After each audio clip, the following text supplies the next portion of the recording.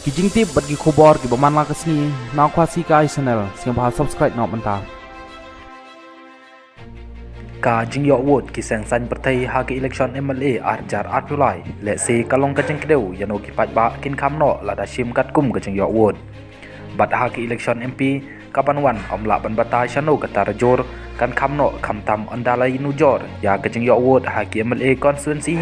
ki bahab ha ki ne ki atri ki parliamentary constituency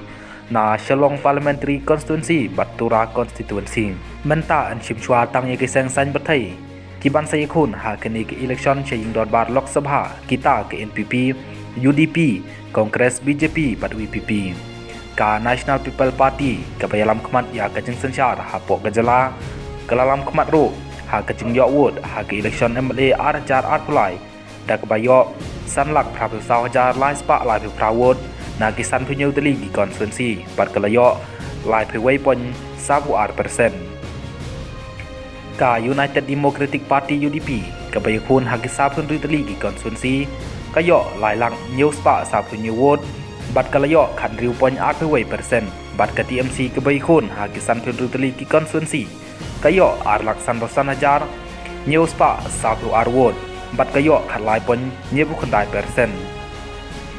Ka Kongres ka bayukun habaron ripel teligi konstituensi kayo arlak sapula hajar praspa sapway won bat kayo khatlai pon khatnyeu persen bat ka BJP ru ka bayukun sabaron ripel teligi konstituensi kayo silak nyepula hajar sapulai won bat kayo khandai pon lai persen ka UDP kalaya ilang kawai bat ka HSPDP ha kene ki election bat lese kala ban kham kiu ha ka jing yo wot lang ba ka jing don ki khat ar ngut ki MLA nalor ki MDC lada phia ya ki wot ba ki ning ki seng ki yo ha ki atli ki parliamentary constituency la kham la shu shu ban sneu thu kan no wot ki yo ha ki MLA constituency ki bahab Shalong parliamentary constituency bat kan no wot ha ki constituency ki bahab Hatura parliamentary constituency ka NPP ka khambun ka jing yo wot ha ki constituency ki bahab Hatura parliamentary constituency bat Shalong parliamentary constituency ro ka kiu ba ha ka jing yo wot lada klem job bun ngun ka UDP bat ki wai pat ki seng ru ki kham yo wot ha ki constituency ki bahab Shalong parliamentary constituency